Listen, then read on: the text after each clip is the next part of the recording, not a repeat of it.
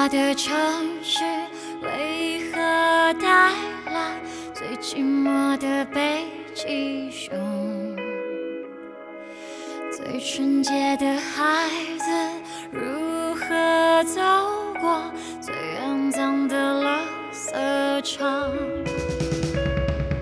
最混乱的回忆，犹豫让我想起最专注的一刹那。最丑陋的世界，偶然让我看到最美丽的一首诗。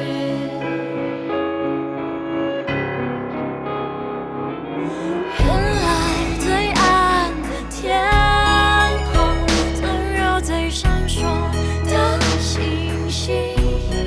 唯一换不回的，唯一做不到的，唯一还在活的，我和你。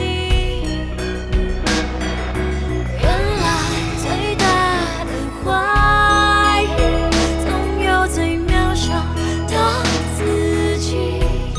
像蝴蝶枝根，像肉体灵魂，像芸芸众生，我该说感谢，还是对不起？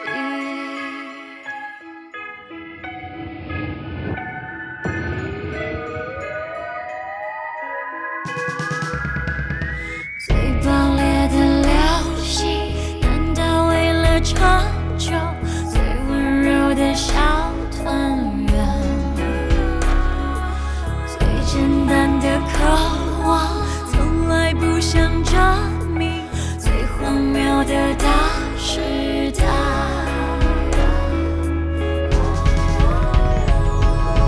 原来最暗的天空，总有最闪烁的星星。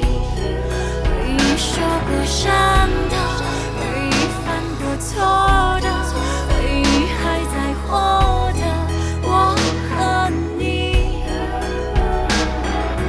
原来最大的怀疑，总有最渺小的自己。像黄土灰尘，像肉体灵魂，像芸芸众生，我该说感谢，还是对不起？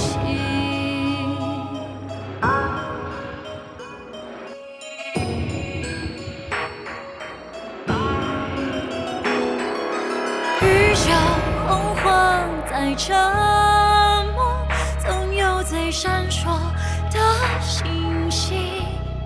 某一天消失，